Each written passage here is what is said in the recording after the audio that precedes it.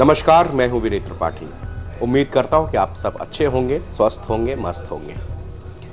Electoral bond की detail सार्वजनिक होने के बाद तरह तरह के सवाल उठाए जा रहे हैं। सोशल मीडिया से लेकर चाय की टपरी तक चर्चा हो रही है। लोगों के मोबाइल पर पीडीएफ की कॉपी सेंड की जा रही है। बताया जा रहा है कि देखो किस तरह से राजनीतिक दल करोड़ों अरबों रुपए दबाकर बैठे हुए हैं। पूरी लिस्ट को कई दफा ऊपर से नीचे तक देखने पर अडानी और अंबानी का नाम नहीं दिख रहा। लोगों के अंदर ये भी सवाल है। खैर, ये अलग मसला है, इस पर भी हम डिटेल से बात करेंगे। सोशल मीडिया पर हम सब ने एक चौंकाने वाली खबर भी देखी होगी। हालांकि व्हाट्सएप यूनिवर्सिटी पर भी ये डिटेल सर्कुलेट हो रही है। क्या वाकई ऐसा है कि देश के राजनीतिक दलों को एक पाकिस्तानी कंपनी ने चंदा दिया है?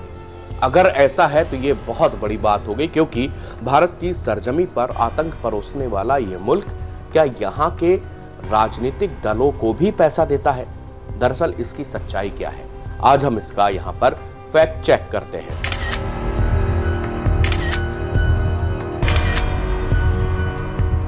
चुनाव आयोग की तरफ से गुरुवार यानी कि 14 मार्च को इलेक्टोरल बॉन्ड की डिटेल्स को सार्वजनिक कर दिया गया। इसके बाद दावा किया गया कि पाकिस्तान की एक कंपनी ने भी राजनीतिक दलों को चंदा दिया है। इस पाकिस्तानी कंपनी का नाम पावर लिमिटेड बताया जा रहा है। सुप्रीम कोर्ट के निर्देश के बाद स्टेट बैंक ऑफ इंडिया ने इलेक्टोरल बॉन्ड से जुड़े आंकड़े सौंप दिए हैं।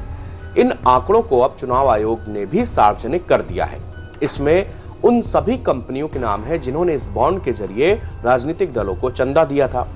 इस सूची में एक नाम है हब पावर कंपनी का। इस कंपनी के बारे में सोशल मीडिया पर अजीब अजीब तरह की बातें भी चल रही है।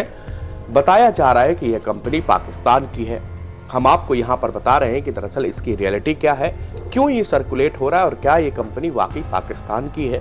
सोशल मीडिया पर एक पोस्ट दिखा है जिसमें लिखा है कि Pakistani based company hub power company donated electoral bond weak after the Pulwama attack.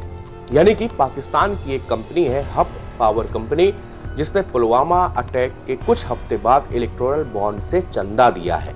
इस तरह के पोस्ट में जिस हब पावर कंपनी की बात की जा रही है वो पाकिस्तानी कंपनी नहीं है। यह कंपनी शुद्ध रूप से भारतीय है। इसका रजिस्ट्रेशन जब चेक किया गया तो इसका पता राष्ट्रीय राजधानी दिल्ली के गांधीनगर इलाके का दिया गया है। लोगों को कंफ्यूजन इसलिए हुआ है क्योंकि पाकिस्तान में भी पावर सेक्टर की एक कंपनी है जिसका नाम है हब पावर कंपनी लिमिटेड, जिसको हम वहां पे हिबको कहा जाता है।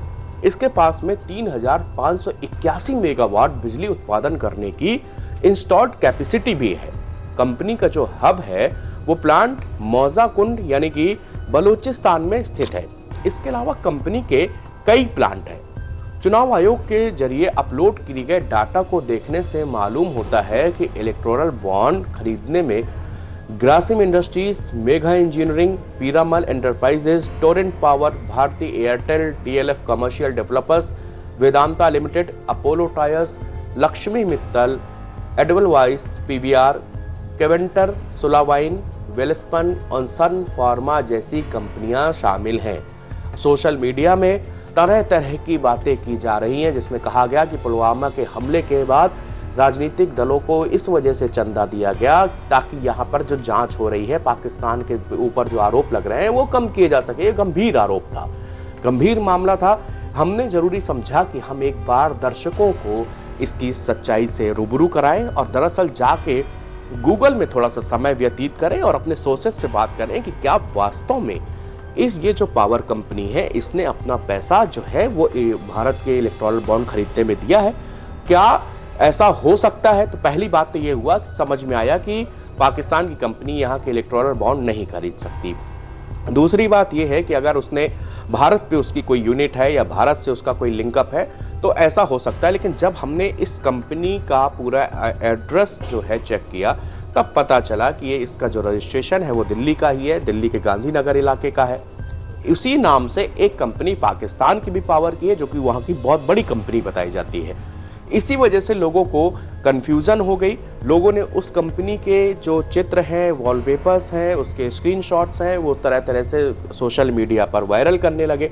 इसके बाद में लोगों को बहुत जल्दी ये इसका सर्कुलेशन व्हाट्सएप तक पहुंचा और व्हाट्सएप पर जैसे ही लोगों को ये जानकारी मिली, उनको लगा कि ये सच्चाई है और इसके बाद उन्होंने इसको तेजी से सर्कुलेट करना शुरू कर दिया। लेकिन हम आपसे यहाँ पर यही अपील करते हैं कि जब तक किसी खबर की सत्यता उसकी जानकारी ना करें, उसको सर्कुलेट करने से भी बचें और या ज़रूरी समझें तो उसको जाके किसी दूसरी वेबसाइट में या गूगल पे जाके उसको एक बार क्रॉस चेक करें, क्योंकि आपकी एक गलत जानकारी वो हजारों फिर उसके बाद लाखों लोगों तक पहुंचती है और इससे एक गलत धारणा भी बनती है और कई बार इससे विवाद बढ़ भी जाते हैं। शुक्रिया।